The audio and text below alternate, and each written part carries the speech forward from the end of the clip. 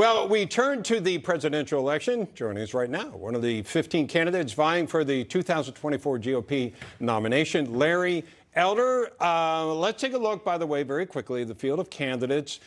We see a number of folks up there. And Mr. Elder, we appreciate you stopping by and seeing us. My pleasure. And I didn't know there were 15.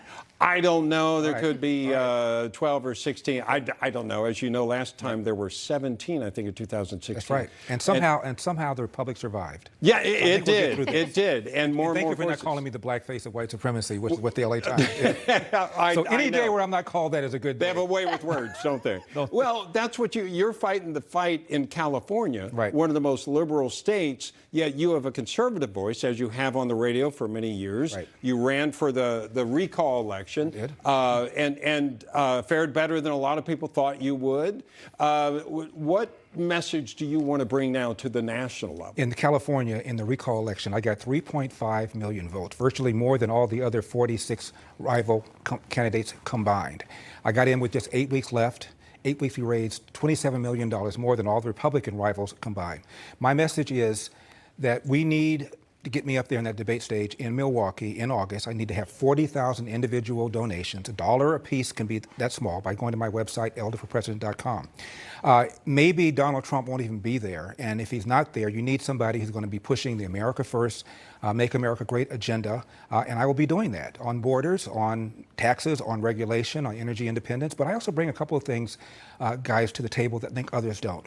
One is a full-throated attack on this narrative by the Democrats that America is systemically racist. Not only is it false, it's killing people. It's called the George Floyd effect or the Ferguson effect, where cops are pulling back.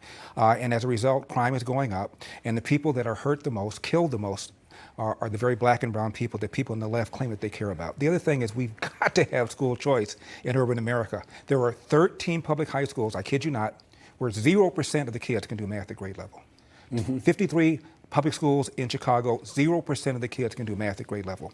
85% nationwide of black 8th graders, these are 13-year-old kids, can neither read nor do math at grade level. Half of them can't even do basic reading, which means a substantial percentage of 8th graders in this country are functionally illiterate. Yet the Democrats oppose school choice.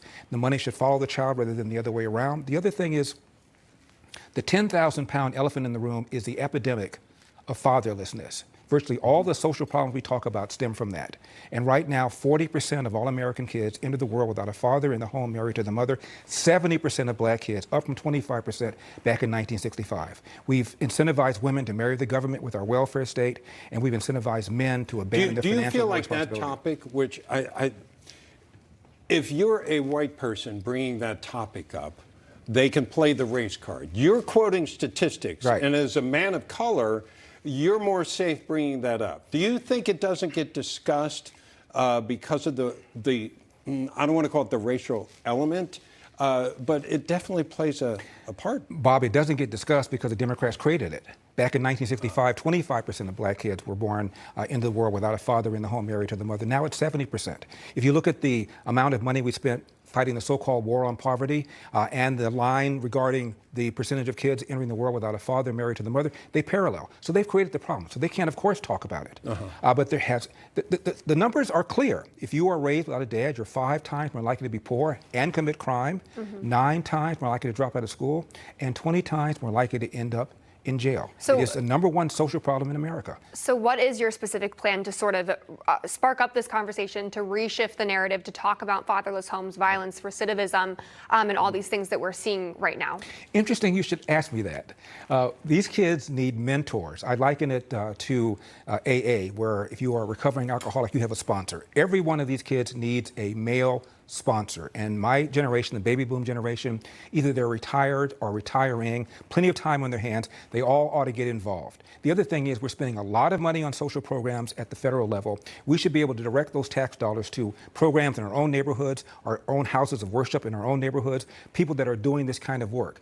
There are organizations like the Big Bond. Brothers, Big Sisters. Absolutely. Brotherhood of a New Destination in LA, where a guy named Jesse Lee Peterson is mentoring fatherless men.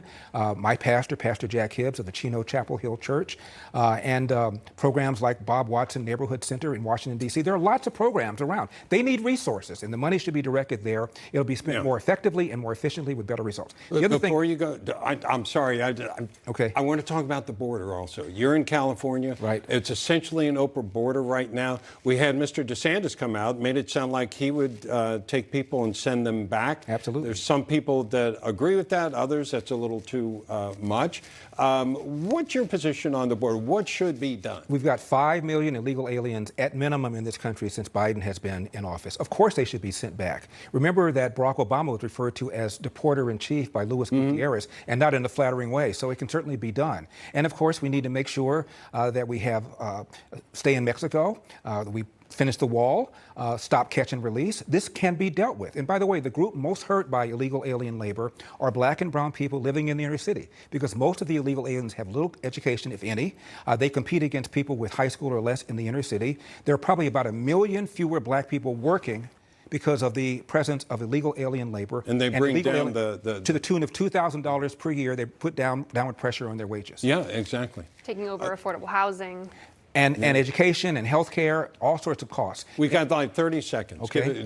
Final thoughts to share with Final thoughts. Please go to elderforpresident.com. Throw something in the tip jar. I need 40,000 individual donors. You can give as little as $1. Get me up there in that debate stage. And once I'm up there, hold my beer. Game on. Well, I love that. You're a radio guy, so you say 30 seconds. You know exactly. So was Ronald Reagan, by the way. Yes, he was. Not that I'm comparing myself to Ronald Reagan. No, but that's okay. I mean, California you're a conservative guy. He became governor of California. And Richard he Nixon was a Democrat at one point, then sure became a was. Republican. And Richard Nixon ran for governor, lost, and later on became president of the United States. Just saying. Yeah. Just saying. Yeah, fair. That's true. So That's right. you have the right place to go from. There you go. But back then, and I've lived in California since then, and that state has gotten way more liberal. Although, as I point out to people, California is 2 states. It's the urban areas, and once you get outside the cities, people are conservative. And pockets of sanity, yes. Yes, there are. Exactly. Larry Elder, thank you so much My for being pleasure. with us. Thank you for having me. Thank We you. appreciate it. Thank you.